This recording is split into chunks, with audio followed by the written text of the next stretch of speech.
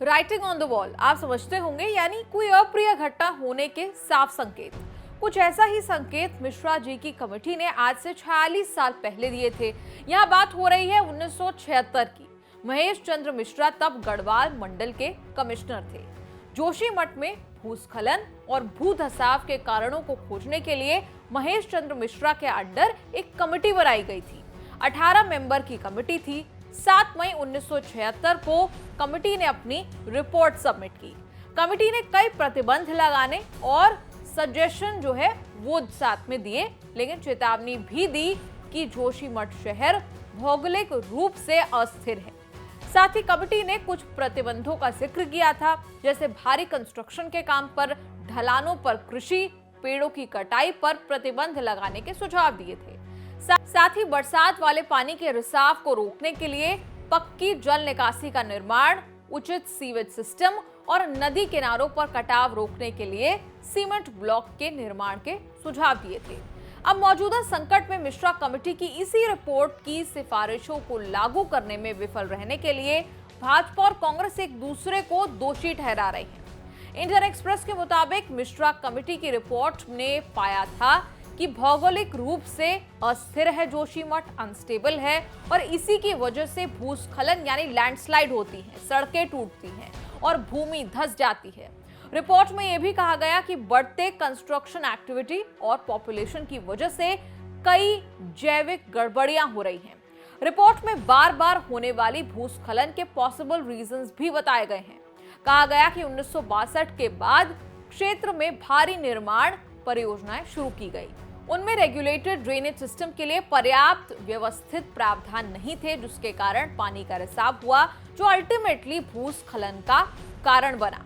वहीं पेड़ों की अंधाधुंध कटाई पर रिपोर्ट में कहा गया, पेड़ महत्वपूर्ण हैं क्योंकि वो बारिश के लिए मैकेनिकल बैरियर्स के रूप में काम करते हैं, वाटर कंजर्वेशन कैपेसिटी बढ़ाते हैं और ढीले मलबे के ढेर को थामे रखते हैं।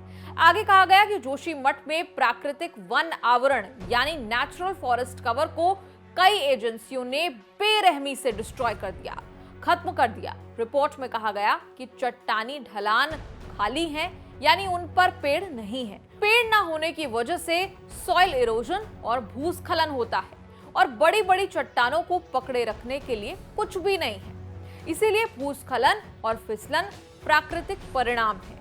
रिपोर्ट में यह भी बताया गया कि जोशीमठ रेत और पत्थर के जमाव पर स्थित है और एक शहर बसाने के लिए उपयुक्त नहीं है। मतलब ये बड़ी बात है जो मिश्रा कमेटी ने कही थी, क्योंकि आज यहाँ कई परिवार रहते हैं। इसी जगह को मिश्रा कमेटी ने कहा कि ये जगह शहर बसाने के लिए सही नहीं है। रिपोर्ट में यह भी कहा गया कि धमाकों और भारी ट्रैफिक के कारण होने वाले कंपन भी नेचुरल फैक्टर्स में असंतुलन पैदा करेंगे। इसके अलावा यह भी कहा गया कि प्रॉपर ड्रेनेज फैसिलिटी ना होने की वजह से भी भूस्खलन यानी लैंडस्लाइड होती है। ऐसा नहीं है कि मिश्रा कमेटी ने सिर्फ और सिर्फ प्रॉब्लम्स गिनाई, पॉइंट आउट करी। दरअसल कमेटी ने सुझाव भी पूरे दिए। कमेटी ने कहा कि मिट्टी की भार सहने की क्षमता की जांच के बाद ही भारी कंस्ट्रक्शन की परमिशन इन इलाकों में देनी चाहिए। रोड रिपेयर और बाकी कंस्ट्रक्शन काम के लिए कमेटी ने कहा कि पहाड़ी को खोदकर या विस्फोट करके पत्थरों को ना हटाया जाए। जिन इलाकों में भूस्खलन की आशंका है, वहां पहाड़ी की तलहटी से पत्थर और शिलाखंड नहीं हटाए जाने चाहिए। रिपोर्ट में कहा गया कि टिम्बर, फायरवुड और चारकोल सप्लाई करने के लिए पेड़ों की कटाई को सख्ती से रेगुलेट किया जाना चाहिए और भूस्खलन क्षेत्र में कोई पेड़ नहीं काटा जाना चाहिए। साथ ही ढलानों पर कृषि से बचना चाहिए। इसके बजाय मिट्टी और जल संसाधनों के संरक्षण के लिए पेड़ और घास लगाने का व्यापक अभियान चलाया जाना चाहिए। इसके अलावा रिपोर्ट में भूस्खलन को रोकने के लिए पक्की नालियों के निर्माण का सुझाव दिया गया था, ताकि बरसात वाले पानी का रिसाव जमीन में ना हो। यही है वो मिश्रा कमेटी की रिपोर्ट जिसे संजीदगी से लिया जाना चाहिए था।